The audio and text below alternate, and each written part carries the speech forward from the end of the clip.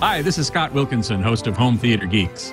In episode 66, I chat with Barb Gonzalez about her updated experience with Roku and other media streamers. So stay tuned. Netcasts you love. From people you trust. This is Twit. Bandwidth for Home Theater Geeks is provided by Cachefly at CACHEFLY.com. This is Home Theater Geeks with Scott Wilkinson, episode 66, recorded May 16th, 2011. Roku Reconsidered. This episode of Home Theater Geeks is brought to you by MailRoute, a secure hosted service that filters viruses and spams for companies of any size. Visit mailroute.info and sign up for the email filtering service that Leo and Tom use. Hey there, Scott Wilkinson here with UltimateAVMag.com and HomeTheater.com. This week's guest geek is Barb Gonzalez, a.k.a. the Simple Tech Guru, who specializes in explaining technology to the average consumer, especially network media servers and streamers, which she writes about on About.com. She's also a return guest, so I'm really happy she's back. Hey, Barb, welcome to the show. Hi, Scott. Thanks for having me again. Now, those who are logged into the live video stream at live.twit.tv or the chat room at irc.twit.tv can post questions for Barb, and I'll pass on as many as I can. Now, I'm really glad to have you back, Barb, because last time you were on, you generated some controversy, I have to say. Yes, I do have my own opinions, don't I? You do, and as a good journalist, you know, your opinions are, you need to be true to what you observe and what you feel about things. And when you were here last time, you were talking about your experience with Roku, and yes, that it was less than altogether positive. And it was downright, you know, I felt bad for them. I really did. I did. But, you know, on the other hand, they weren't working with me either. What happened last time, for people who didn't hear, was that I was not a fan of Roku's when there are a lot of Roku fans out there. And one of my major problems with it was the picture quality. And the problem with it was that it was almost unwatchable. I mean, there were ghosting and there was jagged edges and blurring. And I knew that there was probably something wrong with my unit, but I just couldn't get Roku or anybody else to send me a unit. And finally, after a couple months, they did. And they sent me an upgraded unit. The first one I had was supposed to be the XD, and they sent me the XDS the second time around. They have several. There are several tiers of hardware, right? I think there's the Roku, and then there's the Roku XD, and now the Roku XDS, which is, I guess, the top of the line, right? Right. And the differences on the XD and the XDS are less about things like picture quality, a little bit about connectivity, but otherwise it has a USB connection and really very, very little else that's very different. So picture quality should not have been substantially better or substantially worse for the XDS. Mm-hmm. Do they both have HDMI out to the TV? Is that how yes, actually they both do have HDMI out, but I believe it's only the XDS that has a connection so that you can use a component out in case you don't want to use the HDMI. Well, and the only reason you would not want to use HDMI is if your TV didn't have an HDMI input, or your receiver if you're going through your receiver, right? Or if you just don't have enough, you know. Right. So, and case in point is my mom, who has only 2 HDMI connections and more than 2 HDMI.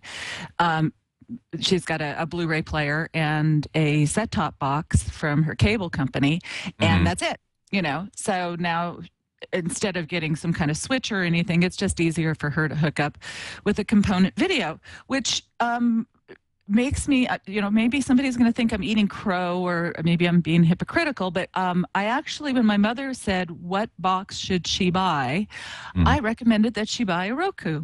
Now, why did you do that if you thought it wasn't delivering a very good picture quality? Or had you, between the time you were on the show last and the time you recommended to your mom, seen the new XDS and seen an improvement in picture quality? I had seen the new XDS. In terms of picture quality improvement, yes, there was picture quality improvement, but not extremely. It wasn't, it still isn't as good as other boxes out there that we can talk about in a minute. But the quality was at least watchable. Okay, there was no ghosting and blurring and repeated images and things like that. So, and the photos, where the photos had been almost like posterized, they still didn't have a good color depth, which meant that they kind of had little blotchy colors around, but it was still better. Now, my mother is getting on in years, and her eyesight is not grand.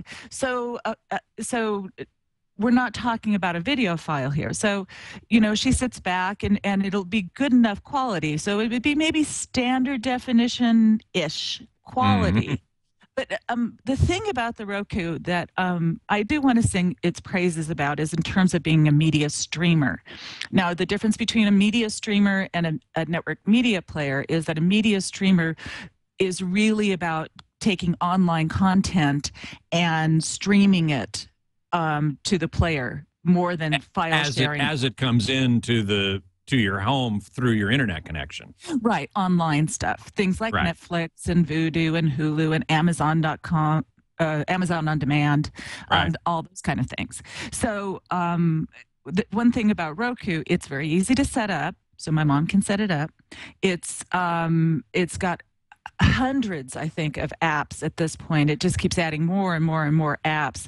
And by apps, we mean, channels, in this particular case, services. channels or access to specific content providers. Right. We're having a crisis of terms because some people call it channels, which I think Roku calls it channels.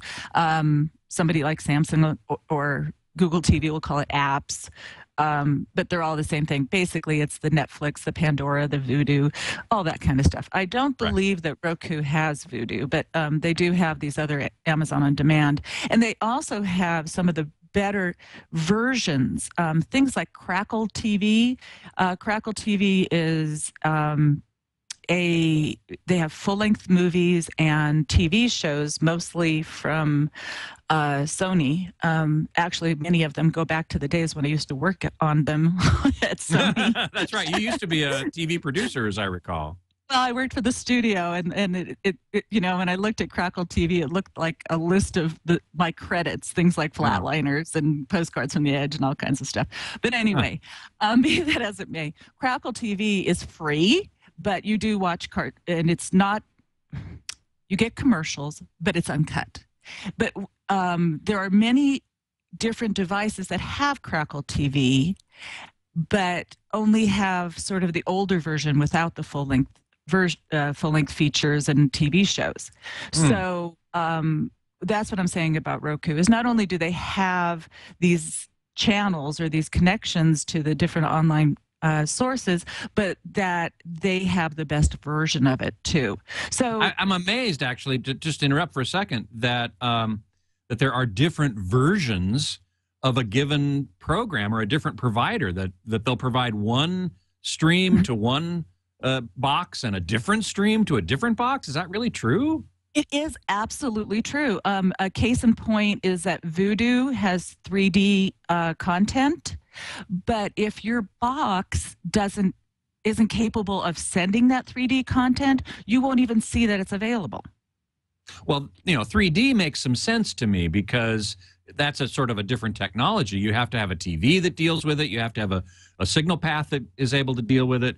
But even just with 2D, if you have cut versions of shows coming in from Crackle TV into one box and uncut versions of the same shows coming in to the Roku box, that just seems really weird to me.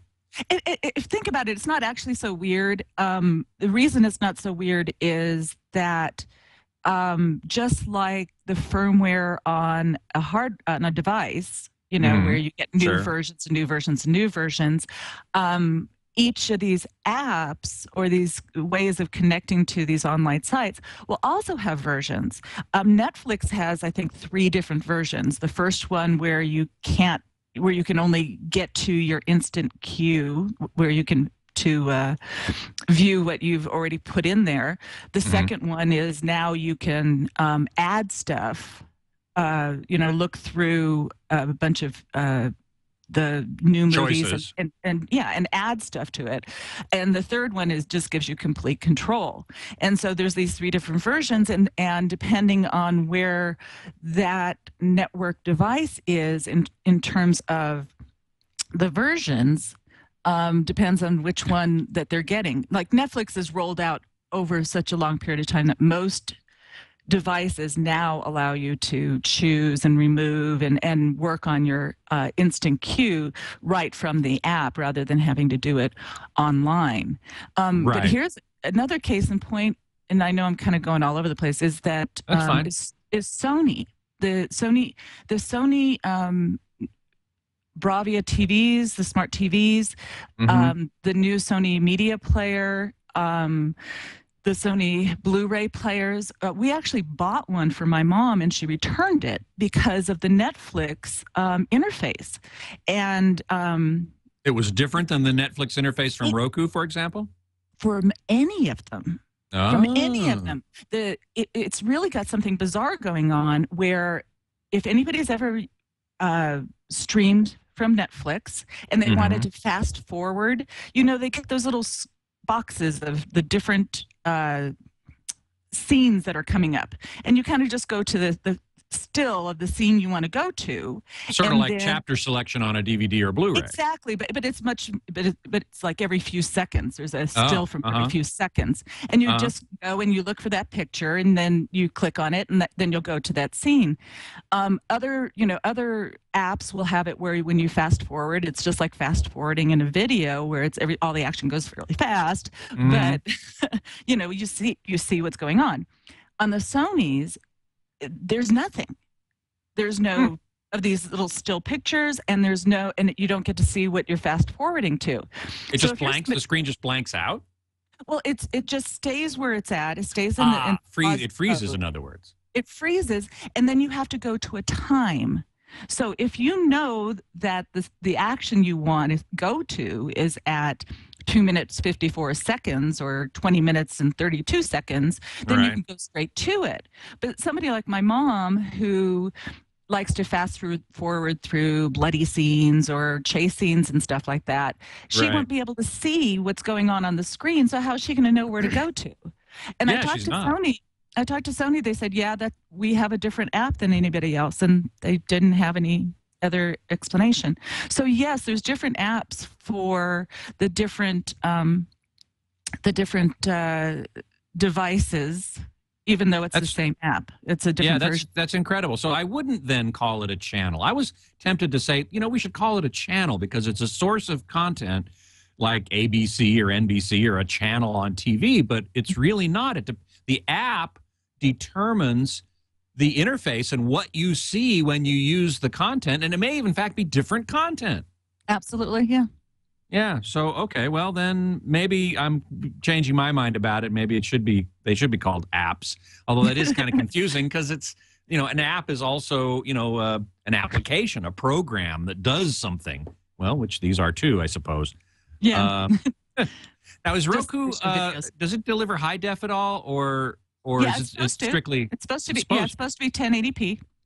1080p or 1080i? No, it's supposed to be 1080p. Wow. The question is how much content is actually being streamed at 1080p. But no, it's supposed to be 1080p, so it really should be good quality. The other question, though, is how much bandwidth do you need coming into your home for 1080p? Do they say you need 6 megabits per second into your home in order to see 1080p or 3 megabits or whatever it is? Let's look at Vudu, okay? Vudu has their HDX high quality. I'm not sure if it's 720 or 1080, but at their very highest quality sound and picture, I think that you only need about 4 megabits per second. I'm very sensitive to people who live in the country because I used to get like 1 megabit per second, and now I'm at 60, so I don't think about it much. 60 megabits. Wow, that's nice. Yeah, the hardest part is getting it to move around the house, but that's another conversation. Okay. But in terms of, picture quality, here's a complete opposite. What I was saying about the Roku is that the apps are really great, or the channels, or whatever you want to call them. They're really great. There's lots of them, and they have a good interface, and they get the newest ones. On Amazon On Demand, they were one of the first ones to get the instant viewing, or the free view, I think is what they called it, the instant free videos. Because if you're a Prime member for Amazon On Demand, where you get the cheap shipping, yes, thank you. Where you get the cheap shipping, you also get a lot of free streamed movies on Amazon On Demand. And Roku was one of the first boxes that came out with that. Now, but of course, like I said, unless your eyesight is not as 20/20 and you could be fine with that and you're not a videophile, then the Roku box is just fine. However, on the other side, if you want something that's going to give you a really good quality picture, but not as good of channels and such, the new Sony media player, the SMP N100, is got excellent quality picture. And one of the reasons is because it's Sony that made it. And because it's not a hard drive company like Seagate or Western Digital or whatever, it's a home theater company, Sony knows what to put into a home theater component. Yeah, so but didn't you just say that the Sony apps in their TVs and Blu-ray players were maybe not quite as good as the apps in Roku or something else? So this is the point I'm making. The apps are great on the Roku, but the quality of picture kind of sucks. But when you get to the Sony player, the quality of picture is pristine. They have a precision upscaler. It does XV color. It does 12-bit deep color. The whole thing. It really has what it brings in. It's a beautiful picture. And here we have a picture of it for those who are watching the video. John, our engineer, has kindly called this up on the Sony website. And, of course, it's a lovely black box. It's a little bit bigger than the other ones, which is fine. It has a full-size remote control that actually can be programmed for your TV. Try that on for size. And for anybody who knows what HDMI CEC is, and if you don't, you should always turn it on. It's HDMI home theater control, which means when I have that control turned on the box and the control turned on, which is called AnyNet Plus on the Samsung, I have it hooked up with an HDMI cable. All I have to do is turn on the Sony player box, and it will turn on the TV, turn on the AV receiver, and change everything to the right input just by turning the box. That's HDMI CEC. And it has that. No other player has that. No other player has that, huh? That's interesting. No. Yeah, CEC just stands for Consumer Electronics Control. Yeah. And the unfortunate part is each company has its own name for it. Absolutely. Which is really a problem. Samsung, it's called AnyNet Plus. Sony, it's called BraviaNet or Bravia Link or something like that. Yeah. Yeah. Exactly. And so you kind of have to, you kind of have to ferret your way around these terms from different companies. But they do provide this basic functionality, which I agree is really cool. So, like I said, I would have liked to have seen the new LG do the same thing since it was a TV company, but they kind of are sticking more with the real basics of a media player. Yeah. That is the LG Smart TV Upgrader that has just come out. Oh yeah, I heard about that. Where the basically, I guess it's another media player like the Sony or the Roku or anything like that that will turn any TV into a smart TV essentially with an outboard box. Right. I mean, it really is just another media player. I was a little disappointed because I was really hoping that it would have all the functionalities of the LG smart TVs that I saw at CES. But it seems to be still a little bit limited. It does have a web browser, but it can't connect to a lot of the video sites or anything like that. And I hate that. I really had high hopes for Google TV as being able to do exactly what you just said, which is to have a browser to be able to connect to any site, regardless of what it's given you, and then be able to show it. But even Google TV can't do that. Well, they just had that Google conference, the app developer conference and such. Oh yeah, and there is going to be a major upgrade to Google TV this summer, where it is going to have what I think they call Honeycomb, which is an Android. It won't look like the Apple TV or the Google TV that we have now. It'll have lots of apps and a marketplace, and there's going to be a lot more development. I've actually had a little bit of success lately because there is now the YouTube video rentals. I don't know if you know that you can rent videos on YouTube now. I'm not sure why you'd want to, but it's only 360 or 480p. So, but it does work with the Google TV, and it's one of the few web browsers it does. And then the other place that I love using the Google TV for is a site called Zediva, Zediva. Is that Zediva.com? It's Zediva.com, and you can't call it a video streaming service. You have to call it a DVD streaming service. Okay? What do you mean? I know. They're getting around some things. One of the things about all the video streaming services is that they have to deal with the studios and the rights, and they can't stream something the day that it gets released on DVD. So this company, you notice the "we're sorry," they are closed, but they do open it up for new members from time to time. Wait. Hold on a second. Now we're looking at this video. For those of you who are looking at the video, you can see the Zediva site, and right there on the homepage is a "we're sorry," which means I guess they're closed. How does that work? How can you how do they open up for new users once in a while? Let's explain what it is and why. Please do. You told me this offline, and it's really quite remarkable. So please tell our audience what the heck this thing is. Zediva, yes. Okay, so most sites have digital movies, and they have digital files, and your computer goes and talks to their digital file, and you play your digital file. It comes streaming down your internet connection, and anybody can access it. It's not limited. Zediva, on the other hand, in order to get around the wait time for releases and everything else, these guys go out and buy a bunch of a DVD, put them on actual jukebox DVD players in a warehouse someplace in Silicon Valley.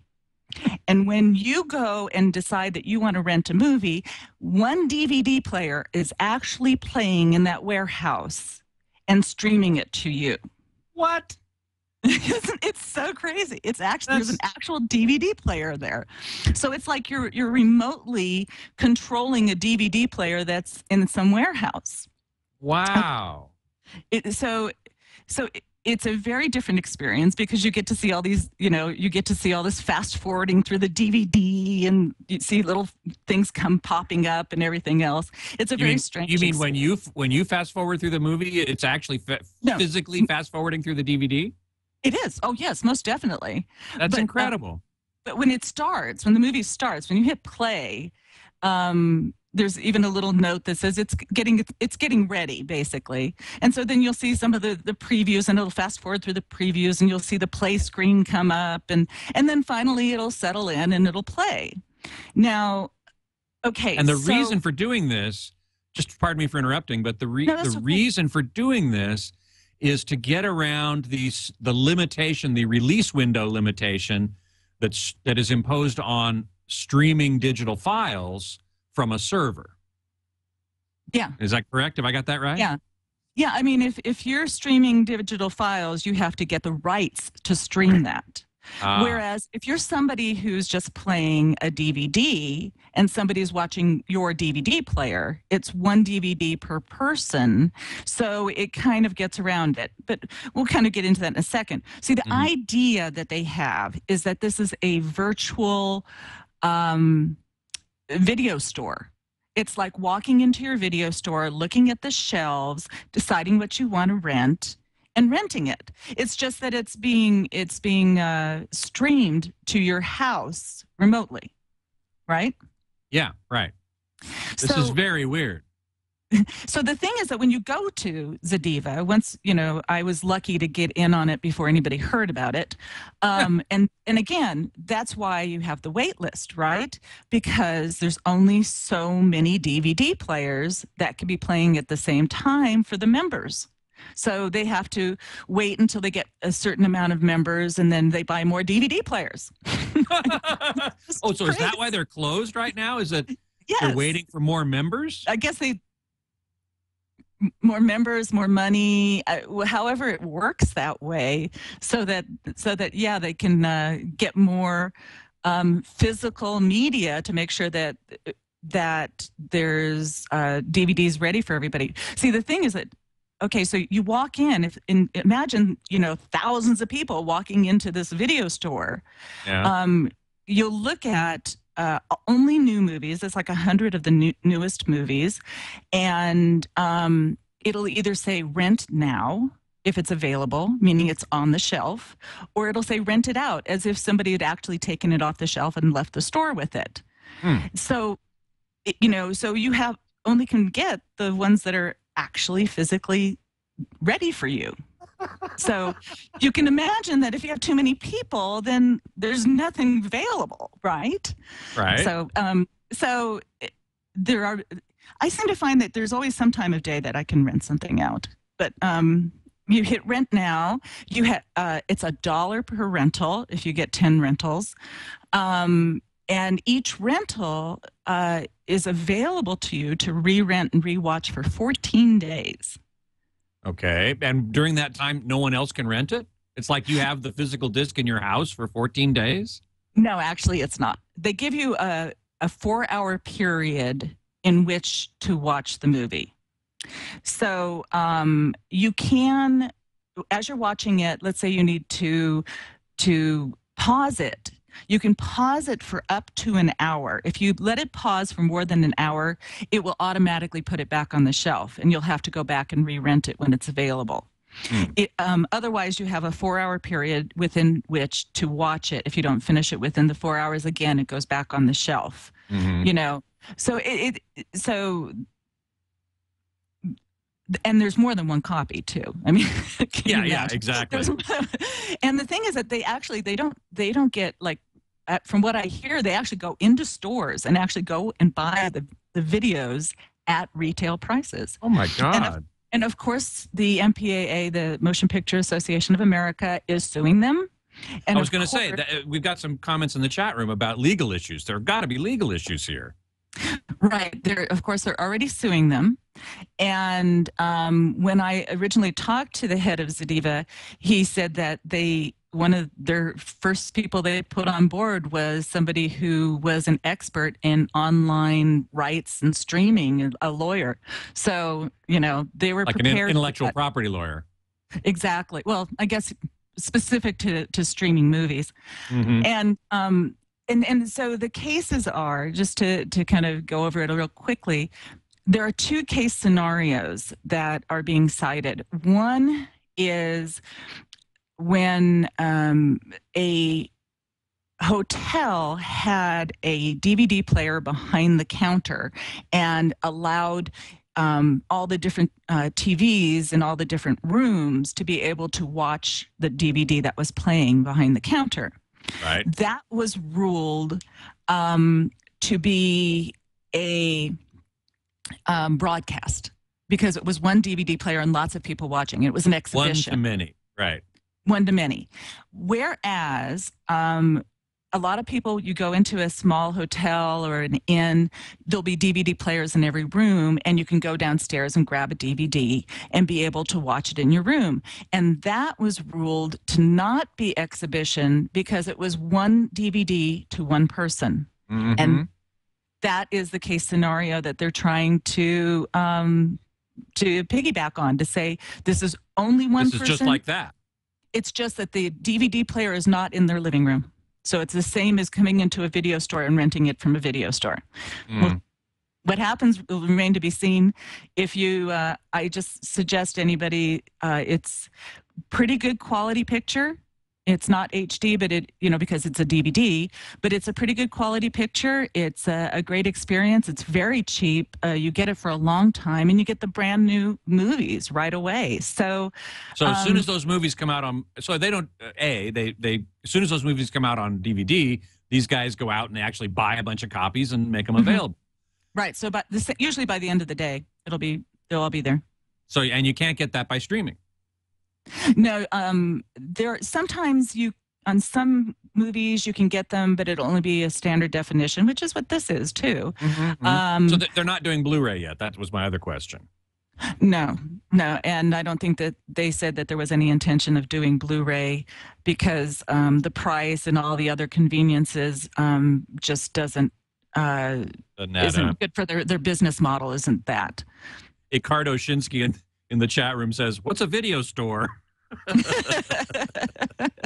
Yeah, I know. Well, you can still go to Target and buy videos, and I guess I think there's still a Blockbuster near my house. I mean, I haven't been in years, but yeah, it's a pretty crazy scenario, But there's just so many so many ways you can stream now. I mean, like I said, YouTube is now doing movies and TV shows. There's all the free content and the paid content up from Amazon on demand. But that's going to give you the high definition. Vudu is starting to pick up some TV shows. Now they're only doing standard definition on their TV shows on Vudu. And there's very few of them, but I guess they just wanted to put their, hat in the ring of making sure that some TV stuff. Vudu does have a high definition service, but it's only on movies. Is that what you're saying? It's only on movies, except for one right now. One, the Walking Dead series, which was quite beautifully shot, even though it was gruesome. The Walking Dead series from last year is the only TV show they have available in the high definition and that the HDX, extended audio, right. Surround. Now, I thought my reading of the Vudu website seemed to imply that HDX was download only, not streaming. And yet I did get an email from somebody. I said that at one point somewhere, and I did get a correction that no, HDX can stream as well as long as you have sufficient bandwidth. And when it originally came out on the actual Vudu box that they had, that that was originally the case, but there's been so many upgrades to the service and everything that you can do HDX and the few 3D titles that they have so far, yeah, right. I mean, most of it is just trailers. It's really been disappointing. In January, we started seeing trailers of Tron and Tangled and other Disney movies. And when those movies actually became available, they didn't come out in 3D, on Vudu. And that was really a disappointment to me. Yeah. Well, we've got a lot of people in the chat room with questions and comments, including quite a few I'm reading that are saying that they think Roku actually has pretty good quality. Reverb Mike says, switched back to cable TV last night from the Roku. Big quality drop. I don't know. My cable looks pretty good myself, and I can't imagine that it looks as good as any streaming. That it looks worse than any streaming, really. Do you have cable or satellite in your house as well to do any kind of direct comparisons? Oh yeah. I've got cable, and I don't have a big cable company. I actually have just our local Bend Broadband up here in Bend, Oregon, and they are very, very progressive. And I would say that the quality. Okay, so I'd say that the quality of the picture from the Roku is probably similar to the quality that I get from my cable box. And that being said, there is a lot of compression that causes artifacts from time to time on my cable as well. Yeah, that's true. And so is it good enough, or is it high quality? That's where we're looking at two different things. So, and you also have to understand, I totally respect that he has looked at both and it has looked good to him, and, bravo. It's a little bit like what you were talking about in the last podcast about, what you can hear when you train your ear. I am, my job is to look at one after another of these players and compare them. And when you do a comparison from an Apple TV or a Western Digital WD-TV Live Hub, or the Sony Media Player, or a Boxee, those are four that do an excellent job of sending the high definition, crisp, clear, smooth colors, always the best picture quality. And all I can do is compare one to another, and the Roku still does not hit that bar. Yeah. Another question in the chat room a while ago, and I don't remember who it was, I can't find it right now, but they were asking, do you ever do simultaneous side-by-side comparisons? Remember a couple of times you and I have participated in face-offs, what are called face-offs at Home Theater Magazine, where we line up 4 or 5 TVs, we play the same stuff on all of them, and evaluate, say which one is better and why, and so on. I can imagine doing a similar thing with different streamers and putting them literally next to each other on a bunch of TVs. You probably don't have that many TVs to do that. See, unfortunately, fortunately, I have lots of different network TVs, but they're from different companies, so it wouldn't be a fair comparison. What I have done, though, is the TV I have has about 4 HDMI inputs. So from time to time, I'll do a switch between them. And what specifically what I did with the Netflix is to have, I think, the Boxee box, Apple TV, and the Roku box on different HDMI inputs. Then I went to Netflix and started watching a movie, stopped it, went to the next box, watched that same movie, went to the next box, watched that same movie. And not the entire movie. No, just pieces, and actually I replay the scene because the same scene, good. From scene to scene, it may not be the same. And I could tell a difference. I could see a difference. The Apple TV is another one that has absolutely beautiful, clear picture quality. It has its own limitations and its own problems. I'm sorry. Which one was that you were talking about? I was looking at the chat room. I'm sorry? The Apple TV. Apple TV. Okay. You think that one's got the best picture quality then of all the ones you've looked at? Well, like I said, the Sony now is top dog. And the Boxee box is excellent. Netgear has a very tweaky player that has absolutely outstanding quality. But there's a problem. It doesn't really have any of the online apps or channels that the other ones do. It has just a couple like YouTube, but that doesn't have any Netflix or anything else. It's really meant for people who have really high quality video and audio in their home and want to stream it. It can handle all of that and get it to the TV. You're talking about media content that's stored on a central server hard disk or computer somewhere on the local network, Yes, streaming it on to the local TV. network. Yeah, and it's called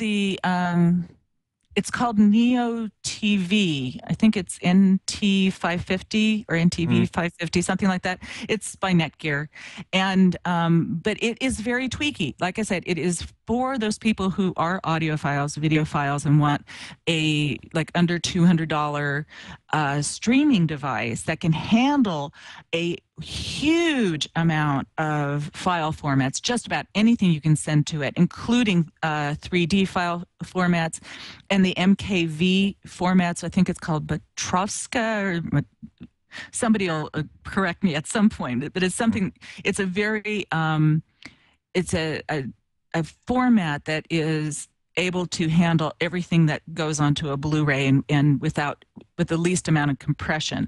And this Neo TV can handle all of those kinds of file types and get them to your TV. There's just a lot of things it doesn't do automatically. So you need to be a geek to use it.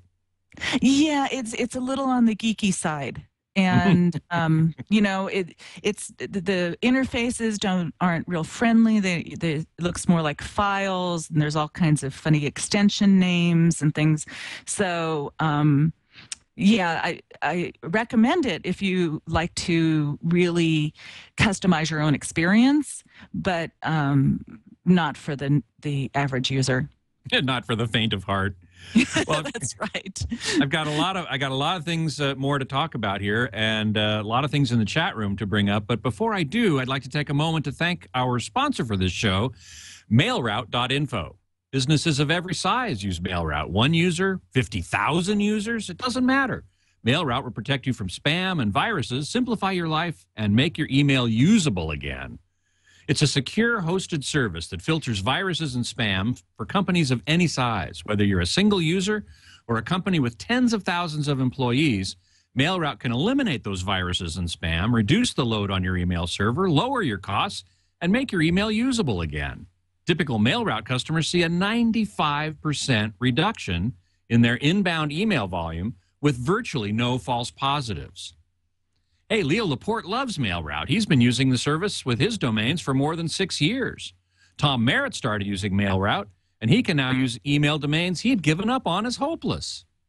There's no hardware or software to install. You just sign up with MailRoute and then change the MX records of your domain to start your mail flowing through them.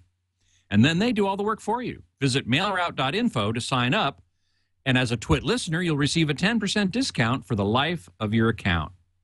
Small business accounts start at $2 per user per month for 10 users. And because of demand from the Twit Army, MailRoute has added a new service for individual users at less than $30 a year. Visit mailroute.info and sign up with the email filtering service that Tom and Leo use.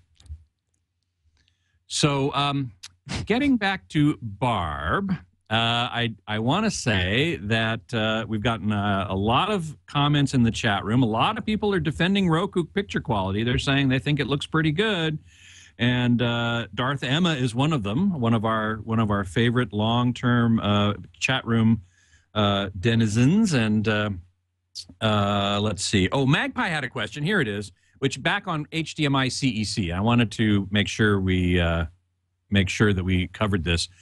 He asks, is the Sony HDMI CEC able to control brands from other companies like Absolutely. Mitsubishi and Onkyo? And the answer is yes, to at least a certain degree. Certain degree? Right? You've found limitations. I did for Home Theater Magazine. I did a lot of research a few years ago and found very few degrees. What did you find? Really? Well, there are certain basic things that I found are pretty universal, like turning on the power, switching the input. And you know, it's been a while since I've even looked at this, so I'm going to have to defer for the moment in terms of specifics. But there were certain things. Oh, I do remember one case of one brand of Blu-ray player and another brand of TV where turning on the Blu-ray player would turn on the TV as well, but turning off the Blu-ray player would not turn off the TV. So, you know, I think there are some cases of inter-manufacturer communication that are not 100%. That's all I want to say. Well, the question I would have is if you had the same brand Blu-ray player with the same brand TV, would it turn would off? it have that same problem? Yeah, it might have been another kind of glitch. Back when I did all of those kind of things, I did find that might happen, and it was just the off switch part. I don't want to get into HDMI CEC. I've got lots of knowledge about that one. I've done a lot of articles about it. All right. So, well, we'll talk about that one more in depth maybe on another show. But Magpie's been repeating that question in the chat room, so I wanted to make sure to get to it. Yeah, a glitch in the matrix, exactly. Somebody else in the chat room said. What was I going to say here? Oh, I know what it was. Our engineer, Jammer B, was watching the launch of the space shuttle today on the high-def NASA channel on Roku box. And he thought that looked pretty good. So, and Darth Emma said... Again, guys, everybody, it does look good. I recommended it for my mother, okay? Hey, however, and if you recommended it for your mother... I recommended it for my mother. However, I mean, like I said, Scott, you guys had a conversation last week about what you hear in audio when you've really trained yourself and this is what you do all the time. That other people I want to also... crazy. Yes, and you're going to make the point that the same thing goes for video, and you're right. You're exactly right. And I also want to make the point that people who are looking at their Roku box and going, yeah, that looks great, have not generally, I don't think, had the opportunity, as you and I have, to sit them down side by side with other similar products and look at them one right after the other, as you were describing earlier that you do. And I got to say, when I've done reviews on all of these on the about.com site, and you can also link to it through my simpletechguru.com site. But I gave it a 4 stars. Okay. You know, I mean, 4 stars means that you would probably recommend it to somebody. 4 out of 5. You know, the one down was because it didn't quite live up to the other ones, but it really is a solid box. I mean, you know, guys, people who have it, I think that you probably have made a very good choice for yourself. For me, it doesn't work because there's also the difficulty of trying to get your own media files. It's not DLNA. If it is, it doesn't have an app that makes it very simple to get all of my media files from all of my different devices. Okay. And if I may talk about one little thing about file formats. Sure, absolutely. Like I was talking about how the Neo TV can play anything. Right. The Boxy is very good at playing just about everything. That new LG Smart Upgrader, big thumbs up for being able to play anything. Again, being able to play a 3D MKV file I had, it could play anything. You know, on the Roku, it doesn't even really, you have to upload things to a cloud to be able to watch your own photos and music and movies. Really? Oh, man. I mean, yeah, it doesn't have a straight on, you know, go straight to the files kind of app. On another score, you know, the Sony is got such beautiful picture quality. It's got lots of things. It's got Hulu and Curiosity, which is up now. If anybody, yeah, I was going to say Curiosity just had a hacker attack, didn't it? Yes, but that's a whole nother conversation, isn't it? But, and so it's got Hulu and Vudu and all of those things on the Sony player. But when it comes to your own stuff, it'll only play like Windows kind of files, MP3s, AVIs. It lists that it's compatible with all the other files, but it does not play them. So if you're iTunes, does it play iTunes? No. Nope. No iTunes video, no iTunes music. And it lists that it's supposed to, and I've done everything well, it kind of lists what it's supposed to with an asterisk. So I'm not really sure if it actually is supposed to play it. So really, if you're a Windows user, the Sony box is good. And then, on the other side, then you have the Apple, the Apple TV. Apple TV, right. Which only plays all the iTunes. It'll play, I think, MP3s and a couple of video files, but mostly the stuff that goes in iTunes. And there's all that the AirPlay stuff now where you can take it from your iPhone or iPad and beam it straight to your Apple TV and all these different applications now. But if those applications are accessing files that it still doesn't, or file types that it can't play, again, so you get the Apple TV that can play all the iTunes stuff, and then you get the Sony that plays all the other stuff. Maybe you just get it does have it's an ecosystem problem. An ecosystem in terms of the Apple ecosystem or the Windows ecosystem or the Roku ecosystem. Well, it seems like, there's all these different little things, is it going to play my files? Mm-hmm. Is it going to have good online content and the right versions of of those online content providers? As we talked about earlier in the show, yes. Yeah, is it going to be good picture quality? It doesn't seem like anybody can do all of it.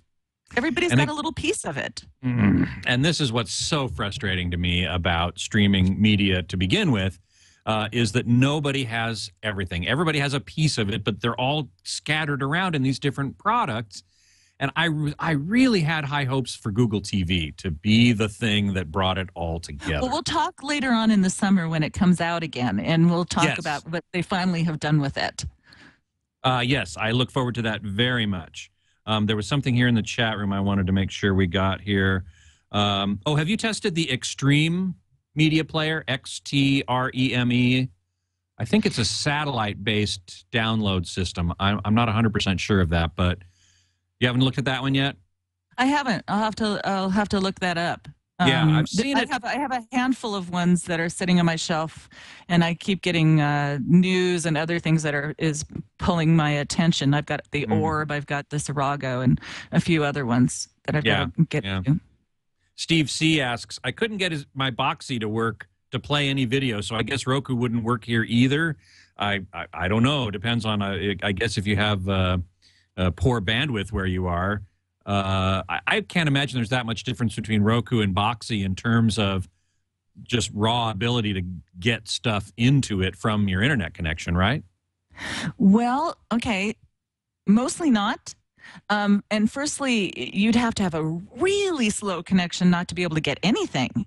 Yeah. I might recommend that you try to connect straight to the router with a cable, because sometimes it's your Wi-Fi. But in terms of the Roku versus the Boxy, again, remember I was telling you that there was one thing that the XDS had, and that was just a little bit better on the Wi-Fi, the dual kind of band. So the XDS is going to be equal to the ability to stream on Boxy. Boxy does a very good job from all of my tests. Very good. Let's see. Broadband not available in this area of Phoenix. Oh, that's Steve C says broadband not available. Broadband not available near Phoenix? That doesn't make, I can't believe that. It's probably off the grid, Yeah. I said, I used to live almost off the grid in Northern California. And you could say it was near Sacramento. But the best I could do was finally getting DSL after 5 years and get 1.5. And satellite is just not going to cut it. If they've got Verizon in that area or something, sometimes those go a lot faster. You can get a little Verizon hotspot card, and sometimes that'll be even faster than the local ISPs, the local right. DSL, but if he doesn't even have broadband available, he's dial up or something, then no, nothing's going to work. All of this depends on having a relatively high speed. He's in the chat room now. All he can get is Wi-Fi from McDonald's. He's too far away for DSL, he said. Oh, man. Must live in a nice place then. Kind of Yeah, I suppose. Yeah, broadband from McDonald's. Wow. Well, listen, we've run out of time, unfortunately, and there's so much more to talk about. I hope you'll come back again. Absolutely. Thanks so much for having me. I have you. all kinds of reviews and other how-tos. Again, it's hometheater.about.com, or I actually put up a blog on my simpletechguru.com, where I've kind of put some of the highlights and some of the questions that people might have, and they can get links to all of those different things. You can follow me on Twitter at Simple Tech Guru. That's TECH, Simple Tech Guru. Or you could find my Facebook page, which is also called Simple Tech Guru. Fantastic. Thank you so much, Barb. Really appreciate it. Thanks so much for having me, Scott. It's always fun. It is. I had a great time and lots of interesting stuff to talk about. So you heard Barb talk about where she can be found online, plenty of places and lots of good information. So I hope you will seek that out. My online homes are ultimateavmag.com, hometheater.com, and you can email me at scott@twit.tv, and you can follow me on Twitter as well at htgeekscott. Next week, my guest geek is scheduled to be Wes Phillips, an audiophile and longtime contributor to Stereophile magazine, a good friend of mine with lots of interesting things to say about high-quality audio. So I sure hope you will join me for that. Until then, geek out.